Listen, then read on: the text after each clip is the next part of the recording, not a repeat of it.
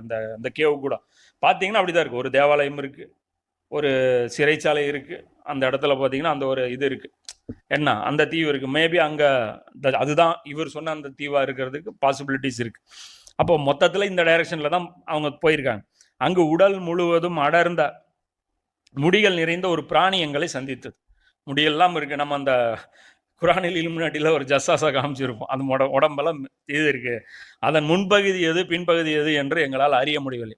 அதுலேயும் அப்படி தான் இருக்கும். நாங்கள் காமிச்ச இதில் எல்லாம் அப்படியே போட்டு இப்படி மூடி இருக்கும். அதற்கு அது முடிகள் உடல் முழுவதும் நிறைந்திருந்ததே அதற்கு காரணம். இன்னி வரைக்கும் அந்த மாதிரி ஒரு பிராணியை உலகத்தில் கண்டுபிடிக்கப்படல. நேஷனல் ஜியோகிராஃபிக் சேனல்லையும் அது மாதிரி ஒரு பிராணி இது வரைக்கும் என்ன ஆகலை, டிஸ்கவரே ஆகலை. அது பிராணியே கிடையாது, அது ஒரு ஆளு. அப்போது நாங்கள் உனக்கு கேடுதான், நீ யார் என்று கேட்டோம். அதற்கு அந்த பிராணி நான் தான் ஜஸ்ஸாசா என்று சொன்னது. ஜஸ்ஸாசா என்றால் என்ன என்று நாங்கள் கேட்டோம். அதற்கு